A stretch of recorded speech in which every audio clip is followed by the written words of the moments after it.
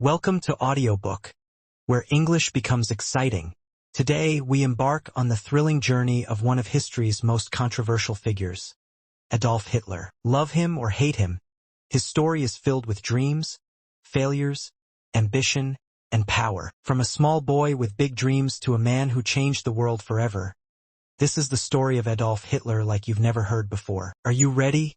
Grab your headphones, sit back, and let's dive into this incredible tale that will improve your English and keep you hooked till the end. It all started on April 20th, 1889, in a small town called Braunau am Inn, Austria. A baby boy was born to Alois and Clara Hitler, and they named him Adolf. No one knew this little boy would grow up to shake the world. As a child, Adolf wasn't special. He loved playing outside, drawing pictures and imagining a big future. But life wasn't perfect. His father, Alois, was very strict. Alois wanted Adolf to study hard and get a government job just like him. But Adolf had a different dream. "I want to be an artist," he would tell his mother, Clara. His mother loved him deeply and supported his dream, but she couldn't change Alois's mind. Adolf's childhood was full of fights with his father. His father would shout, "Art is not a real job," and Adolf would stay quiet, hiding his tears. When he was 13 years old, his father died suddenly. Some people thought Adolf would feel free,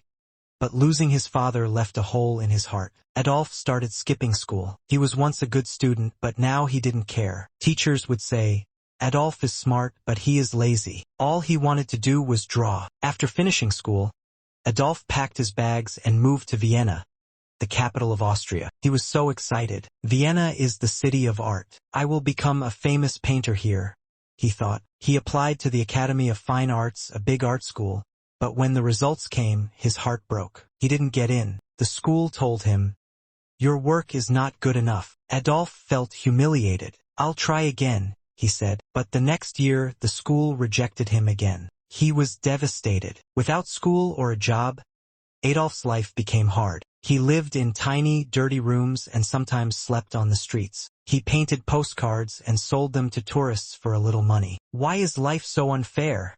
he often thought. During this time, Adolf's mother passed away. He was alone and angry. He started to blame other people for his failures. "It's not my fault," he would say. In 1914, everything changed. World War I started, and Adolf saw a chance to make his life meaningful. He joined the German army. He loved being a soldier. "Finally, I am part of something big," he thought. Adolf was brave in the war. He carried messages across dangerous battlefields and received 2 medals for his courage. But in 1918, Germany lost the war. Adolf was furious. "Our leaders betrayed us," he shouted. He felt Germany needed someone strong to bring it back to power. After the war, Adolf returned to Germany. The country was in chaos. People were poor and hungry. Many were angry about the war's end. Adolf saw this as his opportunity. He joined a small political group called the German Workers' Party. Adolf was a powerful speaker. When he spoke, people listened. His words were full of anger,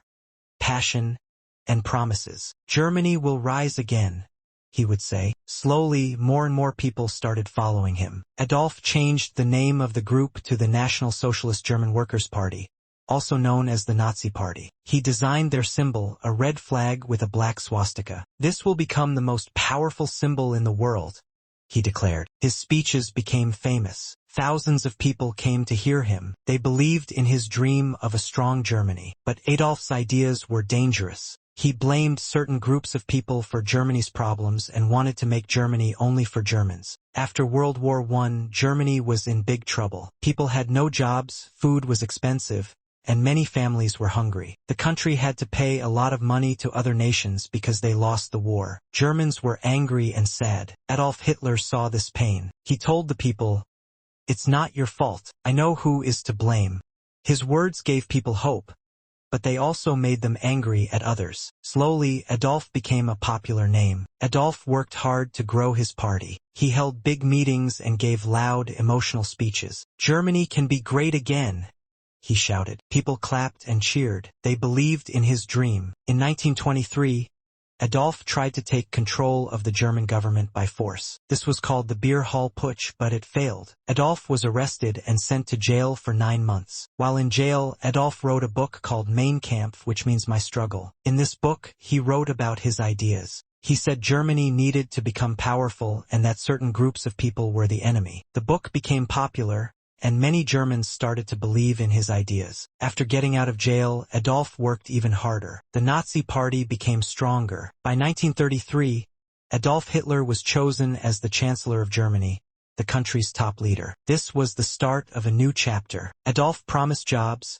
a strong military, and a bright future. The people trusted him, but they didn't know what he was planning next. As Chancellor, Adolf made many changes. He built roads, factories, and schools. More people got jobs, and Germany started to look strong again. The people were happy. They said, "Hitler is a hero." But behind this success, Adolf had dangerous plans. He controlled newspapers, radios, and schools. People were told, "You can only believe in Adolf Hitler." Those who didn't agree with him were punished or sent to prison. Adolf created a strong army called the SS and a group of young boys called the Hitler Youth. They trained to fight and spread Nazi ideas everywhere. In Germany, people saw the swastika flag. It became the symbol of Adolf's power. Adolf's speeches became even more powerful. He would say, "Germany is the best. We will rule the world." Crowds cheered and shouted, "Heil Hitler!" In 1939, Adolf made his boldest move. He ordered his army to invade Poland. This act started World War II. Adolf's dream was to take over all of Europe and make Germany the most powerful country in the world. At first, Adolf's army won many battles. They were strong and well-trained. But as the war went on, things started to go wrong. Adolf had made too many enemies. While the war was happening, Adolf was doing something terrible. He wanted to remove all Jewish people and others he thought didn't belong in his vision of Germany. This was called the Holocaust, one of the darkest chapters in human history. Millions of innocent people were killed in camps. By 1944, Germany started losing the war. Adolf's enemies, like the United States, the Soviet Union, and Britain, were too strong. Bombs fell on German cities, and the people who once called Adolf a hero began to lose hope. Adolf became paranoid. He trusted no one and spent most of his time hiding in his bunker. By 1945, Adolf Hitler's dreams of ruling the world were falling apart. His army, which once seemed unstoppable, was now losing battles everywhere. The Soviet Union, one of his biggest enemies, pushed the German army back from the east. At the same time, American and British soldiers attacked from the west. German cities were bombed day and night. Families lost their homes, and the people began to turn against Adolf. Why did we follow him? Many asked. But Adolf didn't give up. He sat in his bunker, giving orders to his generals. "We will not surrender," he shouted. But deep inside, even Adolf knew the war was lost. In early 1945, Adolf stayed in a bunker deep underground in Berlin. The bunker was cold and dark, but it was safe from bombs. Inside, Adolf spent his time planning, though there was little hope left. He was not alone. His most loyal followers were with him, including his girlfriend, Eva Braun. Eva had been by his side for many years, though Adolf kept their relationship private. She loved him, even in his darkest days. Outside the bunker, the sound of gunfire grew louder every day. The Soviet army was getting closer to Berlin. "The end is near," whispered his advisors. Leaders from other countries begged Adolf to surrender. "Save the people of Germany," they said. But Adolf refused. He believed surrender was a sign of weakness. "If Germany loses, it is because the people were not strong enough,"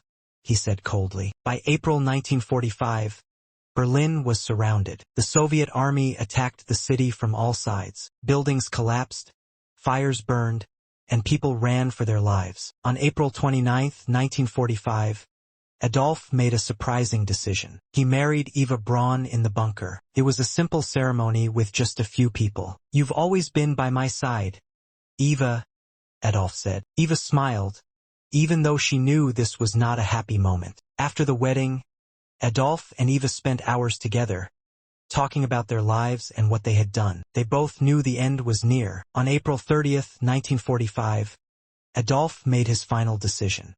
He called his closest followers into the bunker and told them, "I will not be captured alive." Adolf believed it was better to die than to let his enemies take him. He and Eva went to a small room. Moments later, they took their own lives. Adolf was 56 years old. When the Soviet soldiers reached the bunker, they found Adolf and Eva's bodies. The war in Europe ended shortly after. Germany surrendered on May 8, 1945. The people of Germany were left with nothing but ruins. Adolf's dream of making Germany powerful had instead brought destruction and sorrow. Millions of lives were lost because of his actions. After Adolf's death, the world worked to rebuild. Germany became a peaceful country. People remembered the horrors of the Holocaust and World War II to ensure such events never happen again. Today, Adolf Hitler's name is a reminder of the dangers of hatred, unchecked ambition, and misuse of power. Finally, his story teaches us that every decision we make shapes our future. Adolf's choices led to pain and loss, not just for him but for millions of others. This reminds us that every action, no matter how small, matters. We must choose wisely and always think about the impact our decisions have on others. The importance of compassion and unity cannot be overstated. Hate and division only tear people apart. The world is a much better place when we come together, respect each other, and work towards peace. Life is too short for anger and judgment. By being kind and understanding, we can create a future filled with hope, not regret. So, remember, choose love over hate, humility over pride, and unity over division. These simple lessons can make our world a better place. This was the story of Adolf Hitler, a man whose life changed the world forever. It's a story of dreams, power, and the mistakes that led to tragedy. Remember, history is not just about the past. It teaches us how to build a better future. Thank you for listening, and don't forget to like, share, and subscribe to Audiobook for more exciting stories that help you learn English while exploring history. See you in the next story.